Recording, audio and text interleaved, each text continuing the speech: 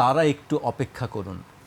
প্রধানমন্ত্রী তথ্য উপদেষ্টা জাহিদুর রহমান বলেছেন এখন পর্যন্ত তাদের কর্মকাণ্ড নিষিদ্ধ আছে, তারা একটু অপেক্ষা করুন। আদালতে যাবে, স্বরাষ্ট্রমন্ত্রী বলেছেন আন্তর্জাতিক অপরাধ ট্রাইব্যুনাল থেকে জানানো হয়েছে তদন্ত চলছে, সেই সময় পর্যন্ত অপেক্ষা করতে হবে। বিচারে যদি দেখা যায় তাদের নিষিদ্ধ করা হচ্ছে না, আবারও বলছি এটা আদালতের এখতিয়ার, তিনি সব পক্ষকে শুনে সিদ্ধান্ত নেবেন, তাহলে তারা কর্মকাণ্ড করতে পারবেন। প্রথমত আওয়ামী লীগ আছে কি নেই এটা নিয়ে আলোচনা, তো আওয়ামী লীগ কীভাবে এখানে অ্যাক্টিভ হবে এটা নিয়ে আলোচনা। তো আমরা আগস্টের পরে যেটা শুনেছিলাম যে আওয়ামী লীগ নেই, এখন কিন্তু গত 1.5 বছর 2 বছরের যত আলোচনা মূলত আওয়ামী লীগকে নিয়ে। মাঝে মধ্যে 2-1 এসে আওয়ামী লীগের পক্ষে খুব বোল্ডলি কথা বলে এবং তাদের বিরুদ্ধে আবার বাইরে কথা বলে। সেন্টার পর্যন্ত এখন পর্যন্ত আওয়ামী লীগের ভালো, আওয়ামী লীগের খারাপ, আওয়ামী লীগ আসতে পারবে কি আসতে পারবে না। আমাদের যে বড় প্রশ্ন থাকে, আমাদের যে বড় ব্যর্থতা সেটা হলো যে রাজনৈতিক দলটিকে আপনি গণঅভ্যুত্থানের ভেতর থেকে বিতাড়িত করলেন, যাদের একটা বড় অংশ দেশ থেকে পালিয়ে যেতে বাধ্য হলো, সেই রাজনীতির বিপরীতে আপনি কোনো রাজনীতি নির্মাণ করতে পারেন নাই। আমাদের গত 2 বছর 2.5 বছরের রাজনীতির ফোকাসটা ছিল নয়া বন্দোবস্ত। আমাদের তরুণরা যেটা বলেন, আমাদের এখানে নয়া বন্দোবস্ত হয়েছে। সর্বশেষ জাতীয় যে নির্বাচন, সেই নির্বাচনে তো সরকার গঠন করেছে বিএনপি, প্রধান বিরোধী দল জামাত। এটা তো আর নয়া ফোর্স না, নয়া শক্তি না, এটা তো পুরনো শক্তি। তাহলে সেই নয়া বন্দোবস্তটা এখানে কি বলছেন যে সরকার বিরোধী দল, সরকারি দল এবং বিরোধী দল জামাত এবং বিএনপি, বিএনপি সরকার গঠন করেছে, জামাত বিরোধী দল, দুটো দলই তো পুরনো।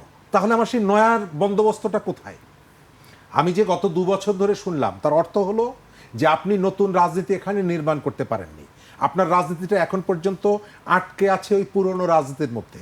সেই পুরনো রাজনীতির ভেতর থেকে কখনো কখনো নানা সংকট উপেক্ষা করে মুসলিম লীগ মাথা তুলে দাঁড়াবে কি না আমি জানি না, এটি নির্ভর করছে আপনার উপরে। আমি মুসলিম লীগ শব্দটা ইচ্ছা করে ব্যবহার করলাম, তাদের মাঠে তাদের কোনো উপস্থিতি নেই, কিন্তু সম্ভাবনা আমি নাকচ করে দেই না। এখানে কেউ দাঁড়াতে পারবে না আজকের পর্যন্ত, যেটা এটাই চূড়ান্ত তা না। আওয়ামী লীগের কাছে আপনি রাতের বেলায় ভোট চাইতে যান, তার মানে হলো আওয়ামী লীগ আছে। আপনি ভোটের আগে তাকে নিয়ে মিষ্টি মিষ্টি কথা বলেন, তার মানে আওয়ামী লীগ আছে। সে মিছিল মিটিংয়ে নাই। স্থানীয় সরকার নির্বাচনে আওয়ামী লীগ বহু চেষ্টা করেছে বিএনপির প্রার্থীদেরকে বাইরে রেখে এবং বিএনপিকে আঘাত করা, অথবা আমার কাছে এখনো পরিষ্কার একটা পুরনো একটা কার্টুন কিছুদিন আগে আমি সংবাদে দেখছিলাম। আওয়ামী লীগ সেই 96 সালে ক্ষমতা আসার পর স্থানীয় সরকার নির্বাচনে ওই ধান ছিটাচ্ছে যাতে বিএনপির প্রার্থী। বাংলা কিউআর যেখানে নগদ পেমেন্ট, সেখানে সারা দেশে 10 লাখেরও বেশি মার্চেন্টে নগদে পেমেন্ট করুন খুব সহজে। প্রার্থীরা আসে কিন্তু আসছে না কেউ, অর্থাৎ এখানে রাজনীতিতে ডেডিকেটেড লোক একেবারে নাই তা না। ওই আজিজ ভাই যথার্থ বলেছে, আওয়ামী লীগের যে কর্মী তারা আছে, গত 10-12 বছরে যারা আওয়ামী লীগ হয়েছিল নানা কারণে, তাদের একটা অংশ চলে গেছে, কিন্তু আওয়ামী লীগ যারা ছিল তারা আছে বলেই তো আপনি তার কাছে ভোট চাইতে যান। তবে এখন যে আছে তার বিরুদ্ধে অজস্র অভিযোগ নিয়ে সে আছে। তার কাঁধের উপরে কয়েকশো মানুষের লাশ আছে, তার বিরুদ্ধে লুটপাটের অভিযোগ আছে, ভোট ডাকাতের অভিযোগ আছে, অনেক অভিযোগ আছে, তারপরেও সে আছে, এটা অস্বীকার করা যাবে না।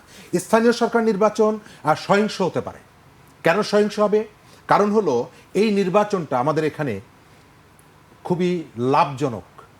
আপনি 5 কোটি টাকা 10 কোটি টাকা খরচ করে একটা ব্যবসা প্রতিষ্ঠান করলেন, 1 বছরের মধ্যে সেখান থেকে যে আপনি ফিডব্যাকটা পাবেন, 10 কোটি টাকা খরচ করে আপনি যদি একটা পৌরসভার মেয়র হন, 1 বছরে তার থেকে অনেক বেশি কিছু পাবেন। সেই কারণে যাদের হাতে রাজনৈতিক ক্ষমতা আছে তার প্রথম স্বপ্ন হয় নির্বাচন করা। এই যে বিএনপির সাম্প্রতিক সময় অনেকের টাকা পয়সা হয়েছে আমরা শুনছি, এনসিপির অনেকের টাকা পয়সা হয়েছে আমরা শুনছি, তাদের একটা স্বপ্ন আছে যে আমরা জনপ্রতিনিধি হব, জনসেবাও করব, অন্য কাজটাও হয়তো করবে। এই যে এনসিপির যে পদযাত্রা হচ্ছে আপনি খেয়াল করে দেখবেন, আমি তাদের যে প্রোগ্রাম ডিজাইন দেখলাম, যে সমস্ত জায়গায় তারা প্রার্থী ঘোষণা করে স্থানীয় সরকারের, সেই জায়গাগুলোতে তারা টাচ করছে। কতটুকু সফল হবে আমি জানি না, কিন্তু ফোকাসটা হচ্ছে স্থানীয় সরকার নির্বাচন। সুতরাং এই নির্বাচনে আপনি প্রত্যেকটা দলের মধ্যে দ্বন্দ্ব সংঘাত আছে। জাতীয় নির্বাচনে প্রায় 42টি আসনে বিএনপির বিদ্রোহী প্রার্থী থাকার কারণে তারা পরাজিত হয়েছে, এবং অনেকে বলে যে পেছনে যারা ক্ষমতায় যেতে চেয়েছিল জামাতের একটা ভূমিকা ছিল এই যে স্বতন্ত্র প্রার্থীদের ক্ষেত্রে। আমি এবারও ধারণা করি যে সমস্ত আসনে জামাত টার্গেট করবে সেখানে তারা চাইবে বিএনপির ভোটটা একাধিক ভাগে বিভক্ত করা। সুতরাং এই যে নির্বাচনটা আসছে, মানে স্থানীয় সরকার নির্বাচনেও কি আপনি জাতীয় নির্বাচনের প্রভাব বা যে অবস্থা দেখি সেটি আপনার থাকবে বলে মনে হয়? আপনার ধরেন ঢাকায় নারায়ণগঞ্জে সিটি কর্পোরেশনে জামাত প্রার্থী ঘোষণা করেছে। ওখানে জামাতের যে কর্মী সমর্থকরা আছে, স্থানীয় সরকার বলে তারা কি জামাতকে ভোট দেবে না? মোটেই না, অবশ্যই দিবে। সেখানে জামাতের যে প্রার্থী তাদের জামাতের তো সবাই ভোট দিবে। আপনার শুধুমাত্র ব্যানারটা থাকছে না, আপনার মার্কায় ব্যানার থাকছে না, কিন্তু হ্যাঁ, মানুষ তো থাকছে। মানুষ তো থাকছে। সুতরাং এটা তো নন পলিটিক্যাল প্রোগ্রাম না, নির্বাচন এর যে জার্সিটা আপনার রাজনৈতিক রং নেই, নাম নেই, কিন্তু এই নির্বাচনটা তো একটা রাজনীতির অংশ, প্রান্তিক রাজনীতির অংশ। আওয়ামী লীগ এর ভেতর থেকে সংগঠিত হওয়ার চেষ্টা করবে কিনা আমি জানি না, তবে আমার যেটা ধারণা যে আওয়ামী লীগ বিচ্ছিন্নভাবে, মানে কার্যক্রম নিষিদ্ধ আওয়ামী লীগ বিচ্ছিন্নভাবে দুটো পৌরসভায় 3টা সিটি কর্পোরেশনে অংশগ্রহণ করার ভেতরে এই ধরনের পলিটিক্যাল কৌশল সম্ভবত তারা নেবে না। তারা সামগ্রিকভাবে তাদের ভবিষ্যৎ রাজনীতির কিভাবে তারা করবে, সরকার, আইন, তাদের বিরুদ্ধে অভিযোগ, সামগ্রিক বিষয়গুলোকে বিবেচনা করে স্থানীয় সরকার নির্বাচনটা তার সাথে সংযুক্ত করে তারা সিদ্ধান্ত গ্রহণ করবে। আপনার নারায়ণগঞ্জে একজনকে দাঁড় করিয়ে দিল, আর কোথাও দাঁড় করলো না, তারা বাংলাদেশের রাজনৈতিক অ্যাক্টিভিটি চালাতে পারছে না, কিন্তু কোনো একটা জায়গায় একজন পৌরসভার প্রার্থীকে দাঁড় করিয়ে দিলেন। আমার কাছে এটা মনে হয় না। আমার ধারণা যে তারা তাদের রাজনৈতিক যে ভবিষ্যতের কথা বিবেচনা করে যে সিদ্ধান্তই নিক না কেন সেটি একটু কোঅর্ডিনেটেড হবে, বিচ্ছিন্নভাবে করবে না তারা।